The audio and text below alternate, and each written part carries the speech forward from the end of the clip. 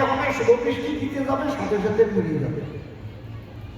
নারদ বলে তো কথা আমার কি টাকা টাকা দিয়ে একটা গরিব মানুষের ছেলে কিনে আনো, সেইটার সঙ্গে আগে বিয়ে দিয়ে ওইটার মানব। একটা মন্দির দোষ কাটবে না নাকি যে কয়টা বিয়ে হবে না সেই কয়টাই মরবে না, কয় না একটা বর মরার পরে আর দোষ থাকবে না শরীরে। টাকা দিয়ে কিনে একজনকে এনে তোমার ঘরে তার সঙ্গে বিয়ে দিয়ে শুভ দৃষ্টি দেওয়াও তোমার মেয়েটাকে, ওইটা যখন যাবে মনে তখন ভালো স্বামীর করে ওকে করো সম্পদা। সুবল দাদা দেখে কয় এই বুদ্ধি ভালো নয়, পরের ছেলেকে মারা বুদ্ধি দিচ্ছ নয় না, তুমি আমার কথা ধরো। যদি তুমি আমার মেয়ের এত দরদি হও তাহলে আমার মেয়ে তুমি বিয়ে করে তুমি নগদ মরো মরো। নারদ দেখে বলে তাই আমি বিয়ে খাবার করতে নাই, আমি পরের মধ্যে বেগুন সিদ্ধ দিয়ে খাই।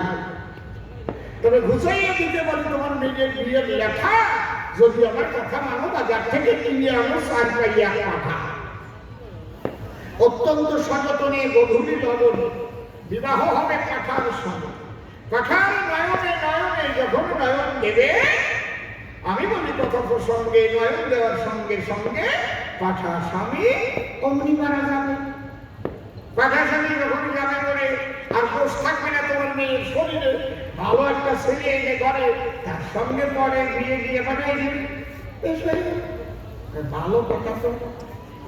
হ্যাঁ, একে বলতে দশ ভাই রাজা যদি আদেশ দেয় সাথে সাথে বাজারের থেকে বোমরা পাটাটা কিনে নিয়ে এসে একেবারে। ওই পাঠার সঙ্গে যখন বিয়ে দিল শুভ দৃষ্টিতে পাঠা তখন মারা গেল। পাঠা বোঝে নাকি দৃষ্টি তো করতেছে, এখন চোখ টানিয়ে ধরেছে বউয়ের দিকটা। পাঠা স্বামী গেল বলে বসে শোনেন দাবি করে নাড়ু দাবার করে বানা। আমি বুঝাই বলে এই পাঠার চামড়া টামড়া শুকিয়ে এই যে মাংস রান্না করো কড়াইতে দিয়ে জালে এটা ফেলাই এখনই ভালো ছেলে থেকে আমরা তাদের সঙ্গে যে বরযাত্রী আসবে এই পাঠার জামাইয়ের মাংসে ওই জামাইয়ের খাওয়া হয়ে যাবে একটা যে দুই কাজ ছাড়া এরকম নাড়ু দিয়ে বুদ্ধি। তাই না দেখেছেন? এইবার পাঠা স্বামী যখন মারা গেল আরো কিন্তু বিপদ বড় হলো। এখন যে ছেলের কাছে গিয়ে বলে যে মেয়েটারে বিয়ে করবে তোমরা কোনো জানো, সবাই যেতে বলে তাই পাঠার বিধবারে বিয়ে করার আমাদের ইচ্ছা নেই। মানুষের বিধবা হলে করা যায় এরকম, আমাদের কাছে বলো দেখি পাঠার বিধবা নেওয়া যায় না। কিন্তু সাটা ছাড়া কি আরো জড়াইছে তখন গল্পটা মনে করেছে কব কব গল্প কব কথা কয় থাকে না কব। এক জামাই জীবনেও দাঁত মাজে না, সারা জীবন দাঁত মাজে না। দাঁত না মাজলে কি হয়? দুর্গন্ধ সহ্য করা যায়। মশাই দাঁতের সাতার গন্ধ নিয়ে যদি বাসের কাছে পাশে এসে কেউ বসে বমি হয়ে যাবে। ঠিক বলছি না নাকি? সত্যি তো নাকি? বিশ্রী কত স্বামী স্ত্রী সারা সারি হয়ে গেছে বন্ধ হাসিয়ে পড়ে হাসিয়ে পড়ে ওই নিয়ে টাকা দেয় না। তাই তাদের সাথে নিয়ে জামাই শ্বশুর বাড়ি গেছে, শাশুড়িকে প্রণাম দিয়েছে। মা ভালো আছে, মার মুখ বড় বিকেট খানে মুখ বন্ধ ভিতরে থাকে না বাকাত করে ভিতরে।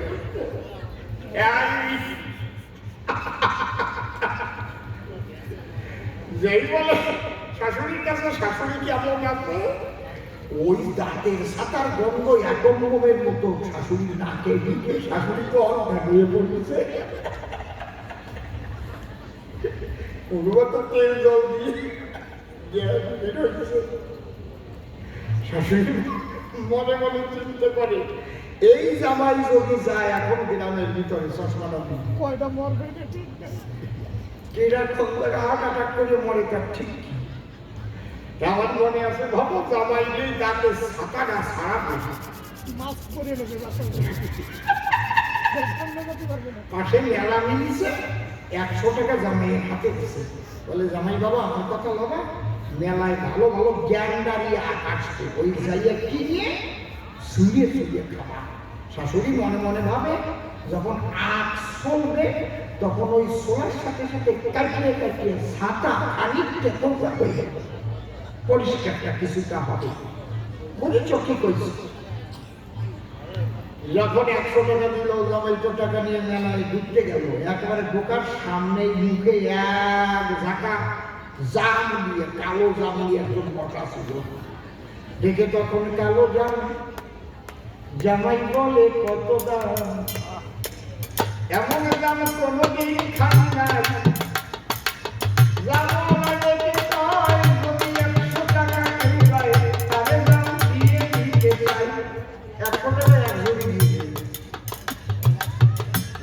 তখন মনে ভাবে কালো জাম কিনে খাবো 100 টাকা করিয়া।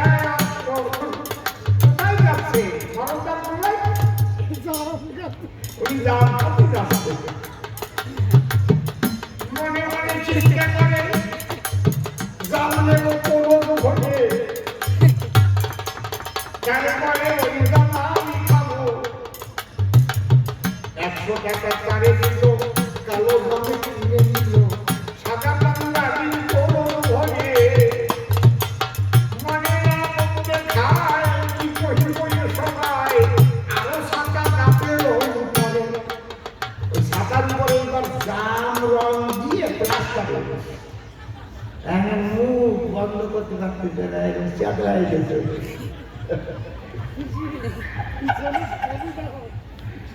ওই অবস্থায় শাশুড়ির কাছে গেছে।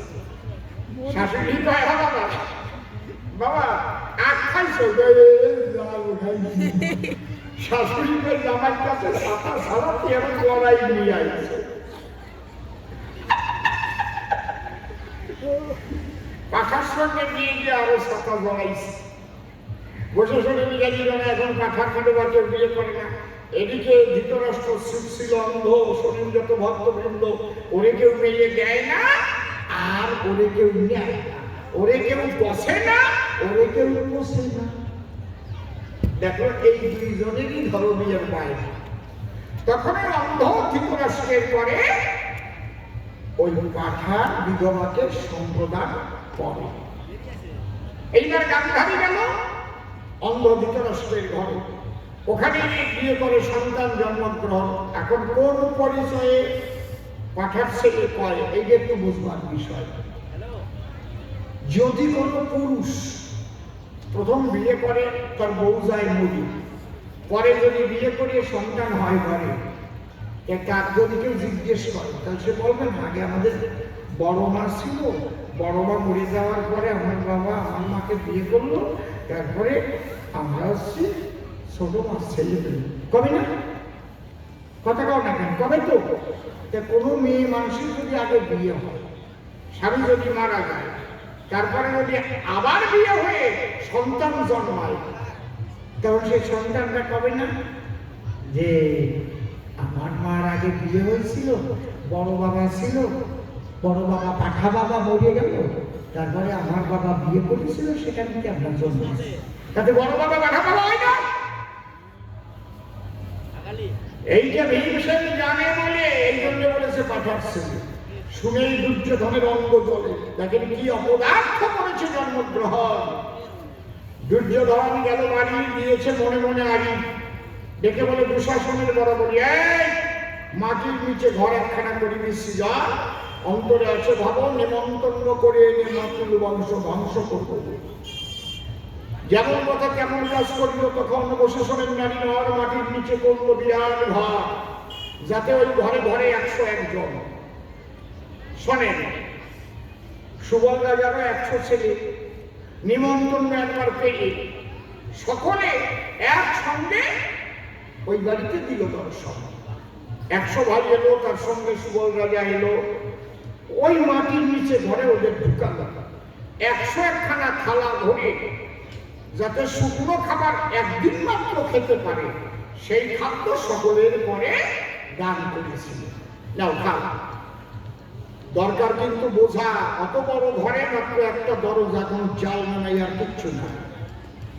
সবার হাতে ওই একদিনের খাদ্য করে দান। দুর্যোধন বলে সুবল রাজার সংবিধান, দাদু ভাই অন্তরে আছে ভাবো, এইবার দরজা বন্ধ করে আমরা চলে যাব বাহিরে।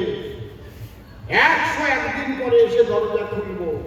এই একদিনের খাবার খাবা আর না খেয়ে ছেলেদের নিয়ে এখানে শুকিয়ে শুকিয়ে মারা যাবা। সুবল রাজা বলে কেন? বলে আমার মাকে পাঠার সঙ্গে বিয়ে দিছিলেন কেন? তার সাজা।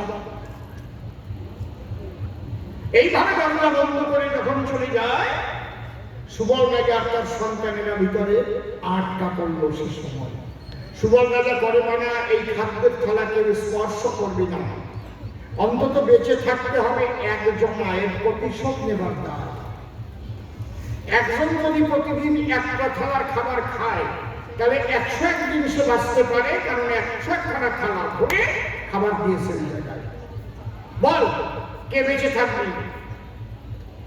শুনে বাবার দাবি কেউ কোনো কথা বলে না। তখনই ভাইদের মধ্যে বসা ছিল, আপনারাও জানেন ভালো, যার না স্বপন। হ্যালো, এইভাবে বুঝে গেল কেন? হ্যালো,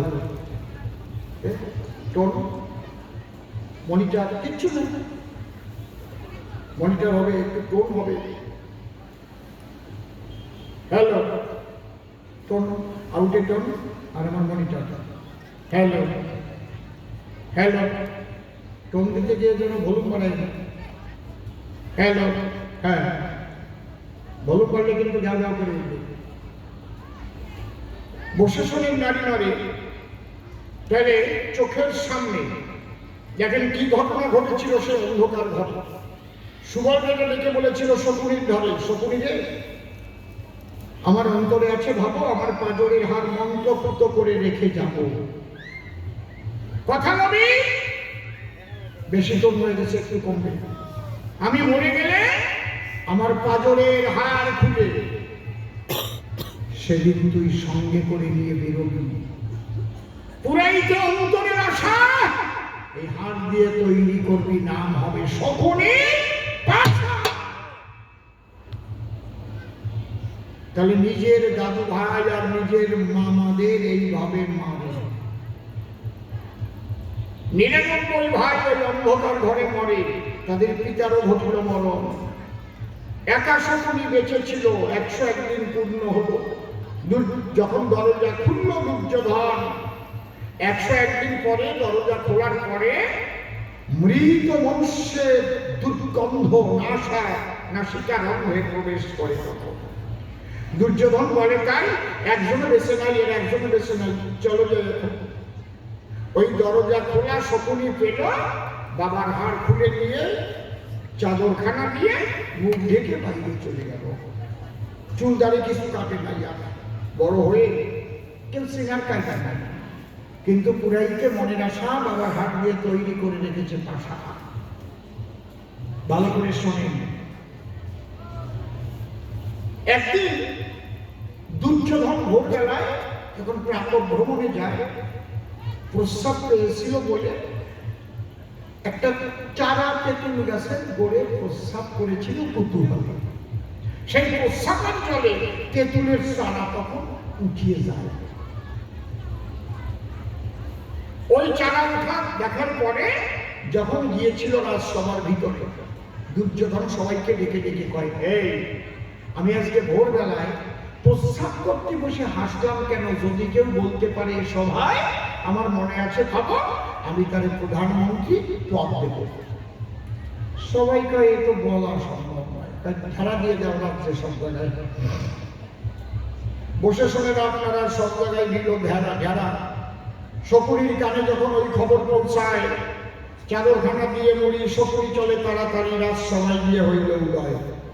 গিয়ে বলে রাজার বড় বলি, রাজা আমি যদি বলতে পারি প্রধানমন্ত্রী পদ দেবেন আমায়, এই দেখেন একে বলে রাজনীতি। শকুনি মনে ভাবে কৌশল করে দুর্যোধনের দলের মধ্যে ঢুকতে হবে, তাই না হলে ওদের ধ্বংস করা যাবে না। কখন মরে গেছে আমার 99 ভাই, বাবা পর্যন্ত বেঁচে নাই, আমি বেঁচে আছি একজন, ওরাও 100 ভাই, ওদের সঙ্গে যুদ্ধে আমার পানার উপায় নাই। এই জন্য নিতে হবে দুর্যোধনের নিকটে শরণ, ওর নিকটে যাব আর ওকে মারার চক্রান্ত করব। একে বলে রাজনীতি।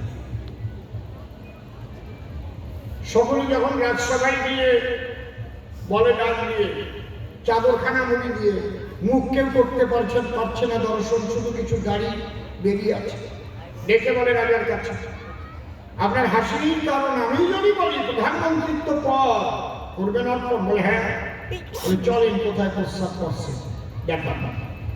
যখন শকুনিকে নিয়ে গেল, শকুনি চাদরের ফাঁকে তাকিয়ে তাকিয়ে দেখে যে প্রস্রাবের ধারায় একটা তেঁতুলের চারা উৎপাদিত হলো। কিরে কাপে কেন করবে? শকুনি দেখার পরে ডাকিয়ে বলে রাজার ঘরে হাসির কারণ খুঁজিয়ে পেয়েছি রাজা মহাশয়। কি? এই তেঁতুলের চারা যে উৎপাদিত হলো এটা খুব বোঝা ভালো, এই চারা আপনাকে রাজনীতি শিক্ষা দেয়। কিরকম? কথা নয় অসঙ্গত, তেঁতুলের চারা যদি বড় হতো তাহলে তেঁতুল গাছ অনেক শক্ত, প্রস্রাবের জল তো দূরের কথা, বসে শোনেন বিদ্বস্রোতা, করাতিরা কাটতে হিমশিম খায়। তাহলে তেঁতুলের চারা কি শিক্ষা দেয়? রাজনীতি করতে গেলে রাজা তোমায় বুঝাই বলে আজকে ছোট আছে বলে প্রস্রাবের জলে যেমন তেঁতুলের চারা উঠে যায়, ঠিক তেমনি শত্রু ছোট অবস্থায় অল্প শক্তি দিয়ে তাকে তুলে ফেলতে হয়, কারণ ভবিষ্যতে সে শক্তিশালী হয়ে গেলে তারে তোলা সহজে সম্ভব নয়। এই কথা শোনার পরে দুর্যোধন খুব আনন্দিত অন্তরে ওই চাদর মুড়ি দেওয়া অবস্থায় শকুনিকে নিয়ে গেল রাজসভায়। শোনেন যত জ্ঞানবান, চাদরখানা দিয়ে টান যখন খুলিয়ে ফেলায় হঠাৎ দুর্যোধন দেখতে পেল, দেখি আমার মরা মামা জ্যান্ত হয়ে গেল। দুর্যোধন তো জানে না যে শকুনি মরে নাই মনে। শকুনি বলে, তাই ভাবলে আমি মরি নাই, আমার 99 ঘাত আর ঘটেছে মরণ, পিতা আমার কাছে মরে তোমাকে শুভবুদ্ধি দেবার পরে ওদের সঙ্গে যুদ্ধ করে অন্ধকার ঘরে আমি বেঁচে আছি একজন, খালি তোমার জন্য। বুঝলে ভাগ্নে? এই যে দুর্যোধন রাজনীতিতে একটা ভুল করে ফেললো। কি? যার 99 ভাই আর বাবাকে কেউ মেরে ফেলে, তাকে ন্যায় কেউ নিজের দলে, সে ওই দলে গেলে কোনো দিন তার করবে মঙ্গলারায়ণ। সে তো মনে মনে ভাববে তাই যে ওর বংশ আমি ধ্বংস করতে চাই, আমার বংশ রাখে নাই। সেই চক্রান্ত নিয়ে শকুনি ওই দুর্যোধনের দলে গিয়ে ওই বংশ ধ্বংসের চক্রান্ত করেছে সংরক্ষণ। তাহলে আমার কথাটা কোন জায়গায়? যে দুর্যোধন মোটেই ভালো নয়, যে নিজের মাতুল বংশ পর্যন্ত ধ্বংস করে দেয়। এই জন্য এই ভারতবর্ষ থেকে বসে শুনে জ্ঞানী লোকে অধর্মকে ধ্বংস করার দায়, যাতে ধর্ম রাজ্য প্রতিষ্ঠা হয় সেই দিকে নিষ্ঠা রেখে কৃষ্ণ কালকায় ছিল পাণ্ডবদের সহায়। পাণ্ডবেরা ধর্মপক্ষ, শোনেন সুধীজন, সেই ধর্মরাজ্য প্রতিষ্ঠার পরে কৃষ্ণ ছিলেন পাণ্ডবদের ধারে। তাহলে এই শিক্ষা মহাভারত পড়ে মানুষ পায়, অধর্ম করিলে পরে ধ্বংস হয় তারা চরাচরে। আর যদি কৃষ্ণ পদে কেউ আত্মনিবেদন করতে পারে বসুধায়, কৃষ্ণ তাকে রক্ষা করে, ধর্মরাজ্য প্রতিষ্ঠা করে। প্রেমানন্দে একবার হরিধ্বনি উলুধ্বনি যাবে ধর্মরাজ হরিব। বসে শোনেনি জানবাদ, এবার একখানা গাই গান। গানের মধ্যে দিয়ে আরো কিছু কথা বলতে আমার আছে অভিপ্রায়। এই কথাগুলো বলে তারপরে যাব আবার কিছু জবাবের মধ্যে চলে আরো কিছু নূতন প্রশ্ন আমি করবো এসব।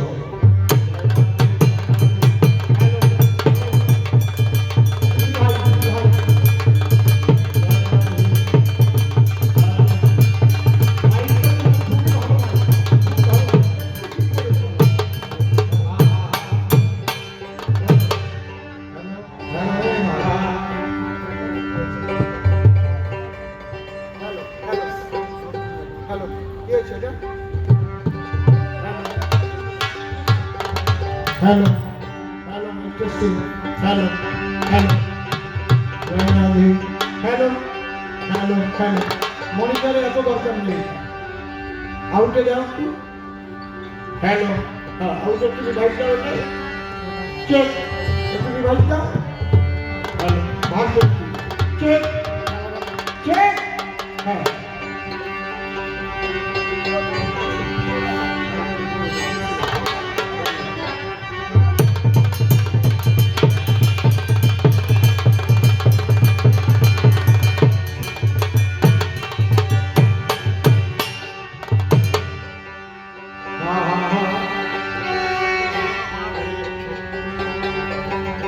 একটু বাড়িয়ে দাও আউটে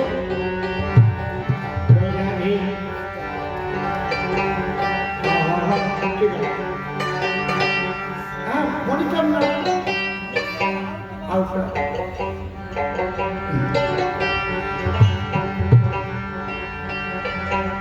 মনিটর যত বড় চালাকি পিছে দেখো জ্বালাকি তোমরা যত বড় চালাকি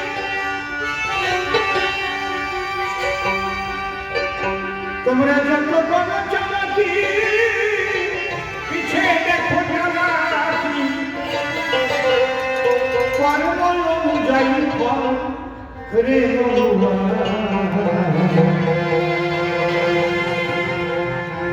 বেলাটা বুঝিয়া সবার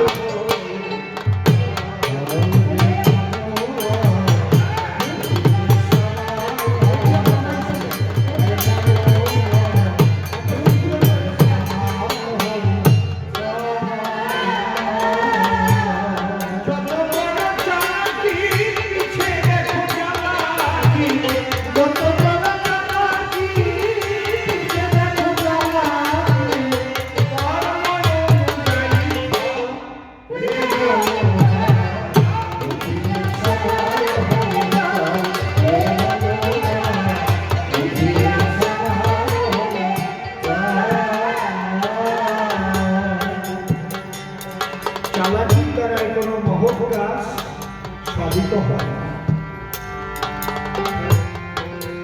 মহাভারত পড়লে আমি রামায়ণের কোনো নিন্দা করব না, রামায়ণ ভালো, কিন্তু ভালোর মধ্যে চারটে স্তর আছে। গুড মানে ভালো, বেটার মানে অপেক্ষাকৃত ভালো, বেস্ট মানে সর্বাপেক্ষা ভালো, আর এক্সেলেন্ট মানে চমৎকার। এই শুদ্ধ ঠিক করে দেবেন আপনি, একদম টোকাই টোকাই ঠিক করবে, তারপরে রামায়ণ ভালো, খারাপ বলবো, কিন্তু মহাভারত বিশ্ব বর্ধিত। হ্যাঁ আমি বলছি, শুধু ভারতবাসী না, পৃথিবী সমস্ত দেশের রাজনীতিবিদরা মহাভারত করে রাজনীতি শিখে।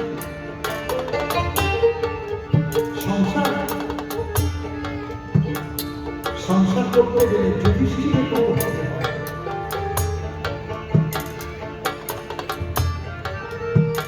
সংসার করতে গেলে এই অর্জুন নতুন শহরের কত হবে,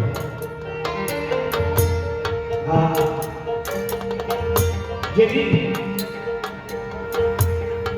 দুর্যোধনের রাজসভা দ্রৌপদীর বস্ত্রহরণ হবে, দুঃশাসন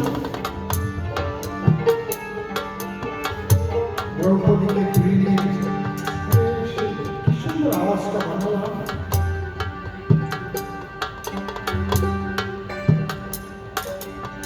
এখন না টিউন হয়ে গেলে ভক্তি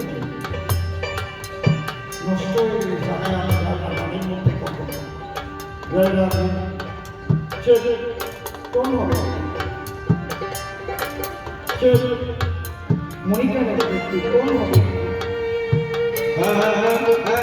বেশি না 75 বাড়াই দিচ্ছে, এক চুল বাড়বে কমবে, একটা চুল দেখতে হবে। এগুলো শিখে নেয় যেভাবে বলছি।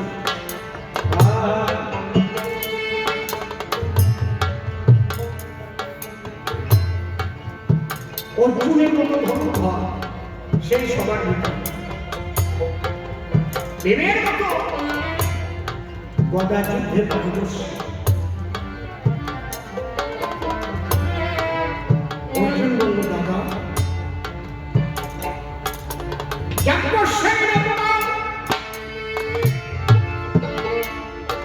সহ্য করবো হাতে নিয়ে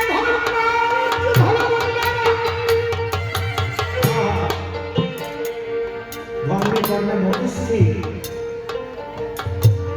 যার নাম যুধিষ্ঠির,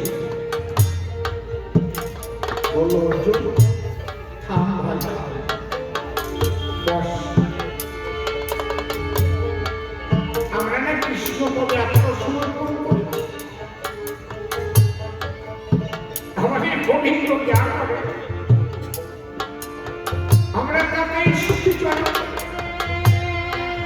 বসে পড়, বসে পড়, নিজের হাতের কখনো মাধুরী নিষ্ঠা কৃষ্ণ পদে সমর্পণ। অর্জুন বসে পড়ল, ভীম করা নিয়ে শহীদে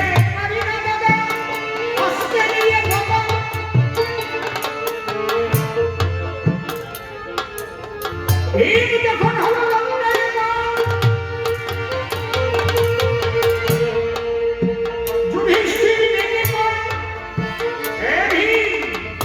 শান্ত হয়ে ওখানে সবার উঠে আছেন ভগবান।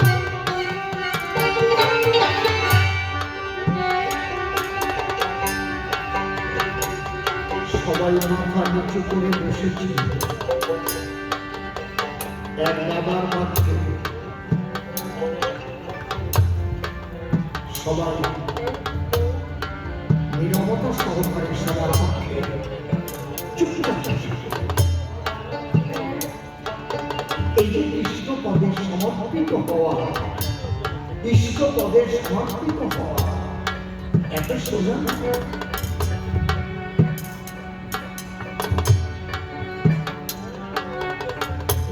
একটা কথা জবাব দিতে পারো, যে লক্ষ্য সর্বত্যাগী হয়ে যার বনে যাওয়ার কথা ছিল, তার দাদার সঙ্গে বনে বনে ঘুরবে,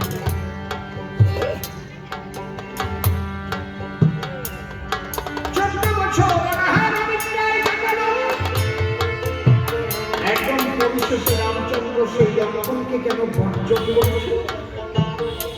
তোমার গুরুদেব লিখল,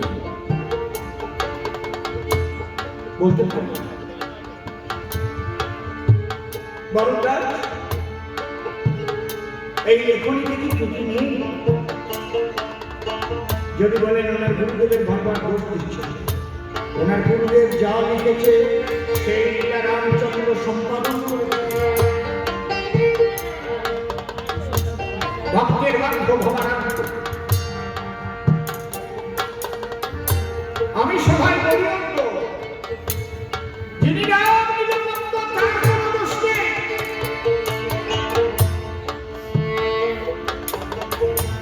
মনীষবার পুরো ভাবে একটা যাত্রার বই লেখে আগে, তাতে যে সংলাপ থাকে ওইটা দেখে দেখে মুখস্থ করে নায়ক নায়িকা, রাজা মন্ত্রীরা মঞ্চস্থ করে। কিন্তু মহাভারত যাহা আছে তাহা লেখা হয়, লেখকের কোনো দোষ নেই।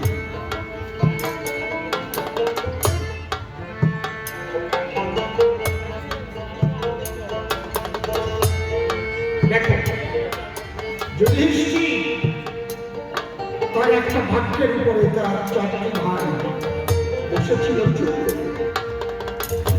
পারবে পারবে সংসারে এমন হতে? তাহলে সেই সংসার সর্বসম হবে। একদিন দাদার উপরে সেই রকম হতে হবে।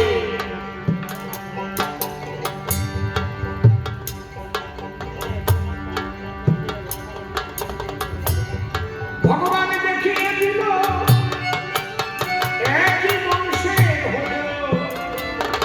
যদি কেউ অনাচারী হয়, দুরাচারী হয়, উচ্ছৃঙ্খল হয়, তাকে ক্ষমা করে। বাবা হরিচাঁদ ঠাকুরও তাই দেখিয়েছিলেন। কথায় কথায় মনে পড়ে গেল, অসীম হয়ে পড়েছে। বাবা হরিচাঁদের দুটো ছেলে, একজনের নাম বাবা গুরুচাঁদ ঠাকুর, একজনের নাম উমাচরণ।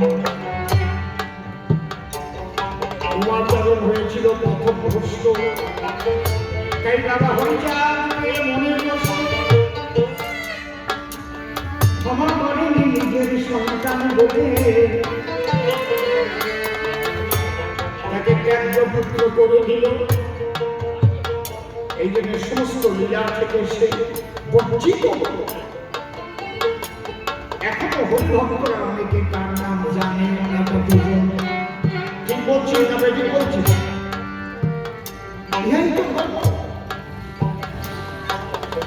আমার ছেলে খারাপ কাজ করবে আর আমি তাকে ভালো বলে তুলে রাখবো, হতে পারে না।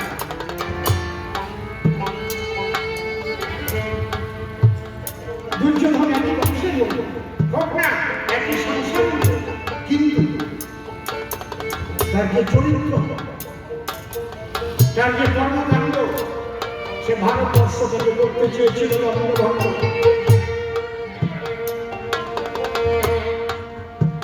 সে নিজেকেই শাহিনশা ভেবেছিল। I am the only one man of all. আমি একা পৃথিবীর অবিশ্বর। আরে তুই কোথায়? ভাবনাই আছে। স্বয়ং কৃষ্ণকে দড়ি দিয়ে বেঁধে কারাগারে ঢুকতে চেয়েছে। যত বড় চালাকি, পিছে দেখো চালাকি, যত বড় চালাকি, পিছে দেখো চালাকি, কর্মবন্ধুরাই রে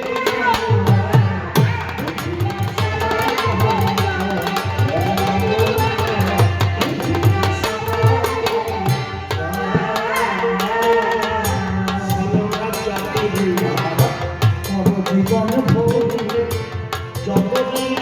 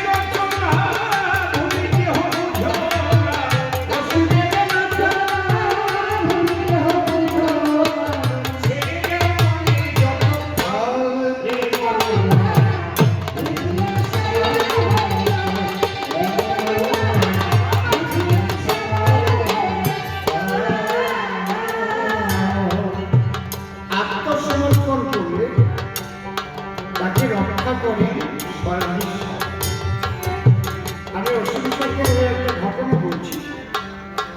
বাবা গুরুচাঁদের একজন ভক্ত ছিলেন, তার নাম নিবারণ। গুরুচাঁদ চরিত্রে নিবারণের কথা দেখা। নিবারণ ওই সময়ে অনেক জমি জমার মালিক, বাড়ি বড় বড় টিনের ঘর। আর ওই সময় যারা একটু বর্ধিষ্ঠ পরিবার, তাদের প্রত্যেকের বাড়িতে হালের গরু এবং দোয়া গাই এটা থাকতো। ঠিক করছি কিনা যারা জানেন, নিবারণের 36টা গাই ছিল, দোয়া গাই 36টা। কিন্তু মনটা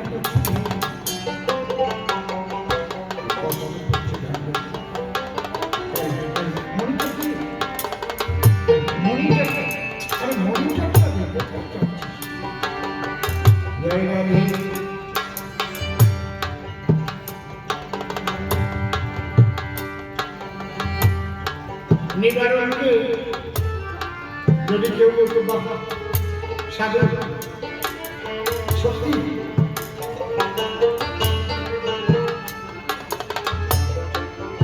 তুমি অনেক বড় লোক, তোমার কত সম্পদ, টোন বেশি, মনিটরে টোন বেশি, টোনে হাত দিকে বলবে।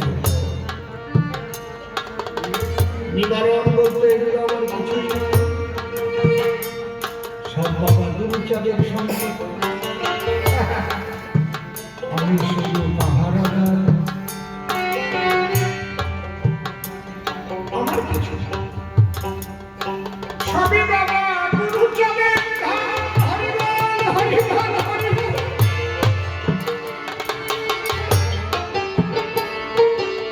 জয় বাবা গুরুচাঁদ, জয় বাবা। এখন যে ভক্তরা ওরা কান্দে গুরুচাঁদের কাছে যায়, সবাই মিলে গুরুচাঁদের কাছে নিবারণের এত জমি জমা, এত গাড়ি বাসন, এত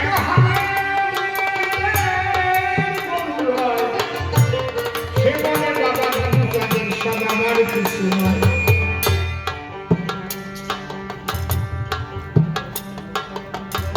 আমি তো বলুন দিতে বলেছি, অন্য আসছে কি বললাম কোন যে এক জিনিসটা একটা নাম আসলে তো হবে।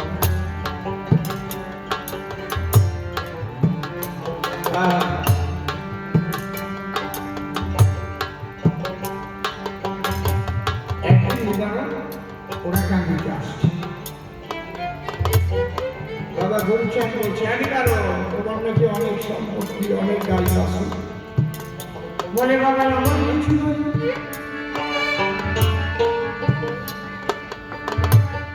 বাবা সবই তোমার।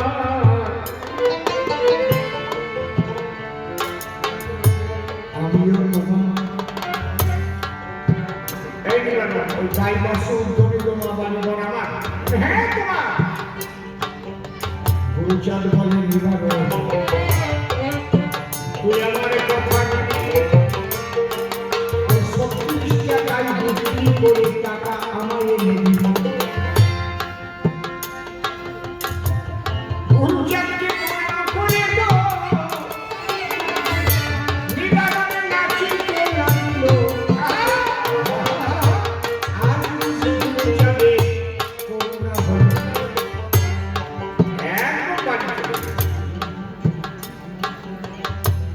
বাড়ি গিয়ে ওই গাই দিয়ে হাতে বিক্রি করে টাকা টোকরা নিয়ে গুরুচাঁদের কাছে গিয়ে বলছে যে বাবা তোমার গাই বিক্রি করে নিয়ে এসেছি।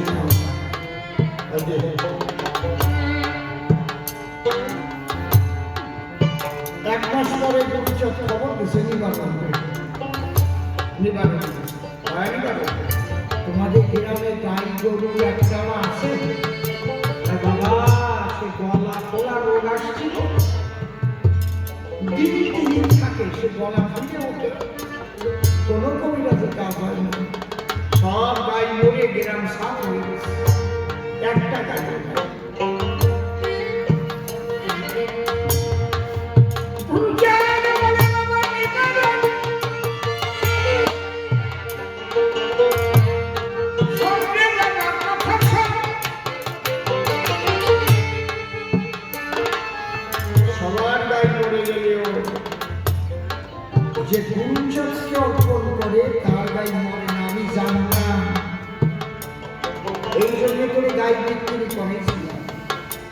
এই তোর 36টি আছে, এই যে টাকা নিয়ে যান, হাটে যাবেন, আবার 40টি গাড়ি কিনবি, সেই গাড়ি প্রতিদিন দয়ে দয়ে দুধ নিয়ে সোমবারই দিবি বালতি ভরে।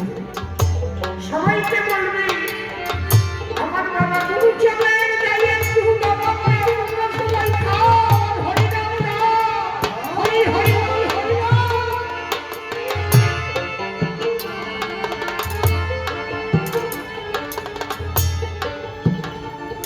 ওই জ্ঞান শুদ্ধ মতো হয়ে গেল।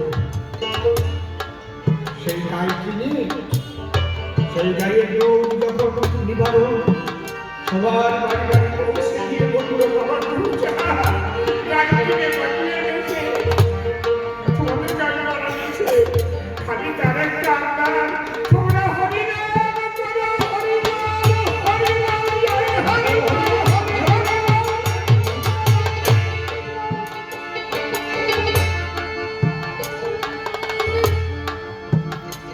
যদি কেউ সত্যি সত্যি সত্যি সত্যি কোনো অভিনয় না আত্মসমর্পিত হয়, তাকে রক্ষা করে আমার গর্ব।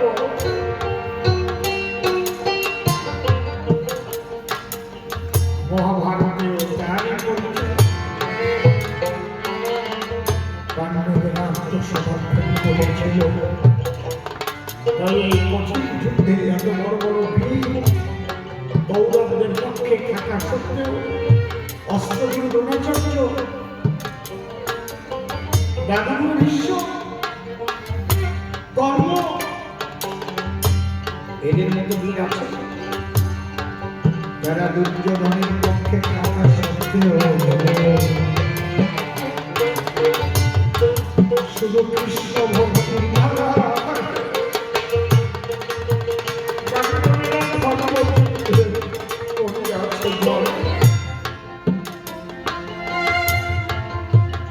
শুধু কুরুক্ষেত্র নয়, একটা সংসার যখন করবে না,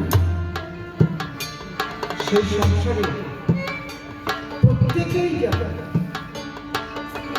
ইষ্টমুখী হয়, তাই সংসার সুখের হয়। প্রত্যেকটা মানুষ যদি ঈশ্বরমুখী হয়, আমি অসীম সরকারে বলছি, আজকে ধর্মপথে এসেছি শুধু শুধু না, এটা আমার মা বাবার আশীর্বাদ।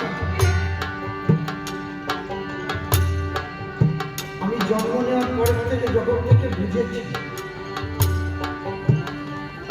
প্রত্যেক দিন মা বাবা এবং সংসারের সবাই এ বিশেষ করে হয়,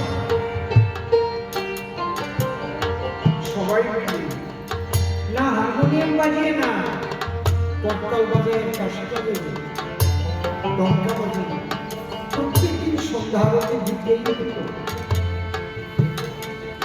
যার যখন কাজ থাকুক সবাইকে এসে বসে থাকতো। কোথায় চলে গেছে সেই সংস্কৃতি বাড়িতে পুরোপুরি বেঁচে আসে বলে হয়তো একটু পূজা হয়, এরপরে থাকবে কিনে খাওয়ানো হবে। সন্ধ্যাবেলায় সবাই মিলে গিয়ে বসে ওখান থেকেই তো গান শিখেছি।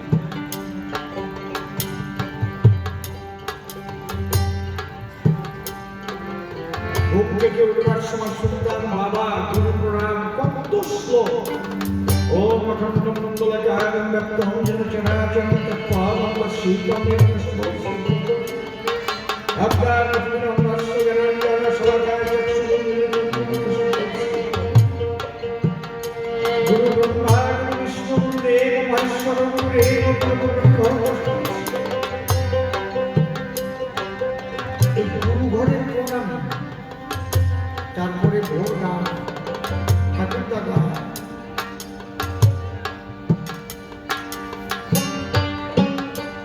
আর সর্বনাশ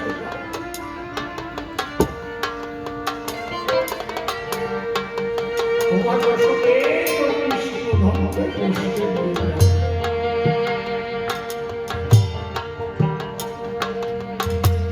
সেই সন্ধ্যায় সন্ধ্যারতি জয়ডঙ্কা বাজিয়ে হরিনাম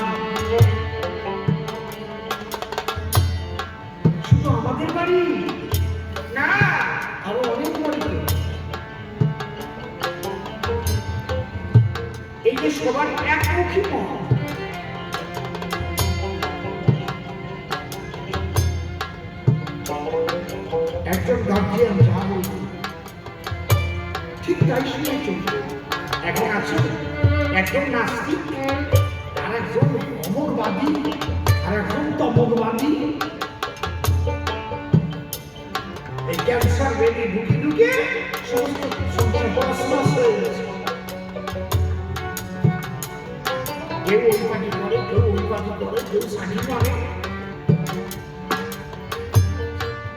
কিন্তু মহাভারত থেকে শিখে নেয় শুধু যুধিষ্ঠিরের সমস্ত ভাইয়ের অনুগত,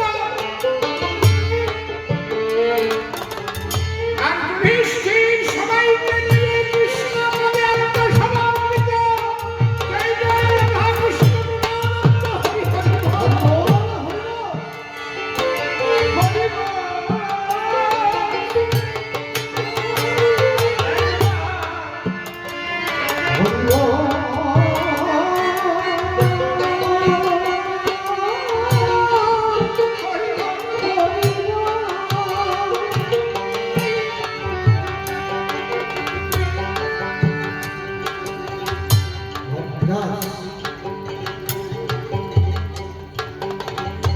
শক্তি দুই প্রকার,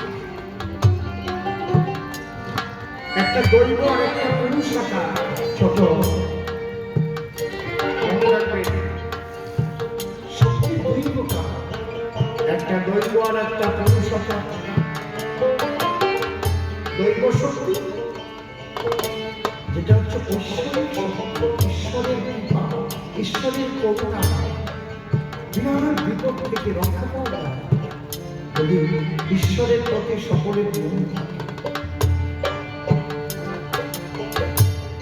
আমরা 3 বার মৃত্যুর মুখে থেকে এসেছি, মরে যাওয়ার কারণে আমাদের দল সংখ্যা বাঁচা যায় একবার না 3 বার বাঁচা যায়।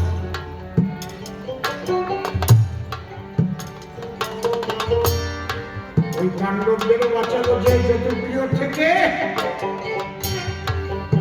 সেই বিশ্বের মালিক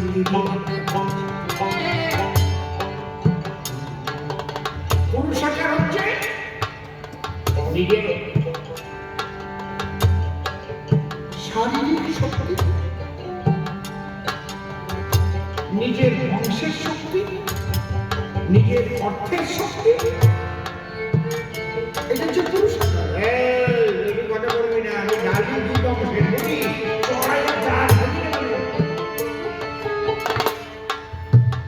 আমরা 11 ভাই, আগে বলতো না ওর সাথে বেশি কথা কইস নি, 11 ভাই একে বলে পুরুষাকার। শুধু পুরুষাকার দিয়ে জগৎকে জয় করা যায় না, তাৎক্ষণিকভাবে ভয় দেখানো যায় মানুষকে, মানুষের মন জয় করা যায় না, ভালোবাসা করা যায় না। ওর মধ্যে দৈব অর্থাৎ সকলের একমুখী ঈশ্বর ভক্তি, এইটা যখন জাগ্রত তাদের মধ্যে একটা আলাদা পাওয়ার আসে।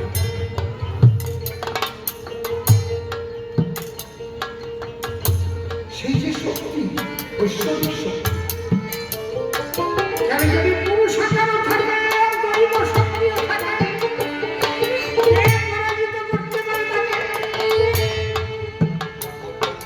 তাহলে পাণ্ডবদের মধ্যে দুটো শক্তি বর্তমান,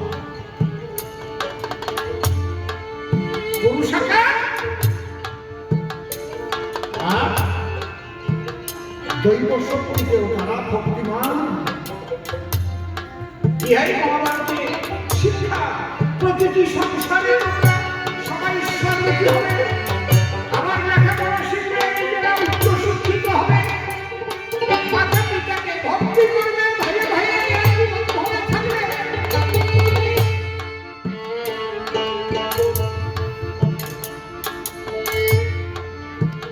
তাহলেই দেখবে তোমার সংসারে সমস্ত জ্বালা যন্ত্রণা তার থেকে তুমি মুক্তি পেয়ে আনন্দের জগতে মানুষ মেরে ধর্ম হয় না কখনো। আর মানুষ হয়ে জন্ম নিলেই তাকে মানুষ হয় না। মানুষের মনুষ্যত্ব জাগরিত তবেই মানুষ হয়। মানুষ হয়ে জন্ম নিতে কেউ জানোয়ার বলেও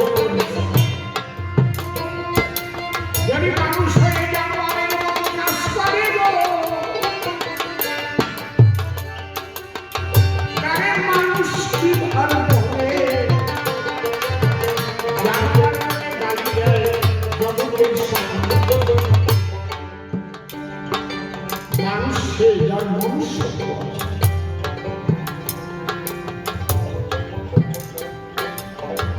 এখান থেকে রাত্রির সময় 2 লাখ টাকা নিয়ে একজন যাচ্ছে লক্ষ্মীপুর হয়ে মালদা যাবে। ওখানে নার্সিং হোমে ডিউটি আছে। তাকে মাঝ রাস্তায় দিকে ছুরি মেরে কেউ টাকা নিয়ে চলে গেল। আর রক্তাক্ত অবস্থায় রাস্তার পাশে সে পড়ে পড়ে কাঁদছিল। আর একজন মানুষ এসে দেখা করে সে তার 4 চাকা গাড়ি করে তাকে নিয়ে হাসপাতালে নিজে রক্ত দিয়ে তাকে বাঁচালো। তাহলে একটা মানুষ মুখে ছুরি মেরে টাকা নিয়ে চলে গেল, আর একটা মানুষ মুখে রক্ত দিয়ে তাকে বাঁচালো। মানুষকে বলো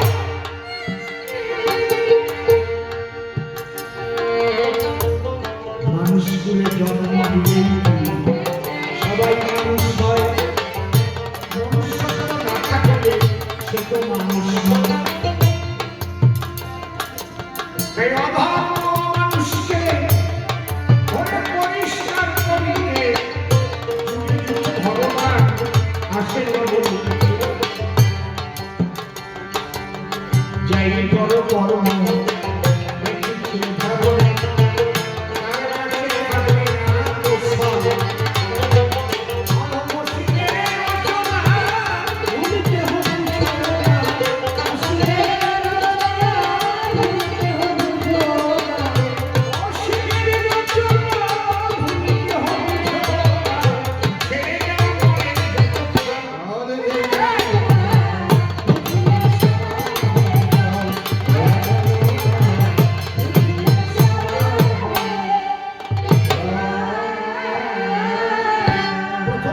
বেশি কথা বলবো না বলবো না।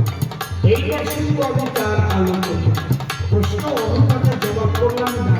দেখি সে আমার কথাই কি সমান হবে। তার কথা শুনে শুনে মনে আছে ভাবো, আবার এসে সবার পাশে জবাবে দাঁড়াবো। আপনাদের চরণ ধরে করে দিই মানা, শেষ না শুনে কেউ বাড়িতে যাবেন না। আচ্ছা, আগামীকাল 4টে থেকে নানান হবে তো কমিটির ছেলেমেলে করবো। কারণ এত রাত্রিতে জানার দেওয়া ঠিক না। না, আপনারা কি বলেন? আপনারা কি বলেন? আসবেন কি 4টে? না এরকম রাত্রি হবে কি? কথা কন না কেন? আরে সোটার নাম নিয়েই তো হবে কবিতা। আমি প্রশ্ন করি, আপনারা কথা কন না কেন? এখন শীতকালে রাত যদি বেশি হয়ে যায়, তাবুর উপর বসা তো সহজ ব্যাপার নয়। তলা দিয়ে ঠান্ডা হয়ে যেত ওঠে, আর বসে থাকা জায়গা আমার ঠান্ডার স্রোতে। এই জন্য 4টে থেকে যদি 9টা পর্যন্ত গান হয়, সুন্দরভাবে গান শুনে বাড়ি যাওয়া যায়। তাহলে আপনারা কি বলছেন? 4টে আসবেন তো নাকি আজকের মতন ফাঁকা মাঠ থাকবে? আসবেন? আচ্ছা, 4টের সময় তবে দিলাম নিমন্ত্রণ।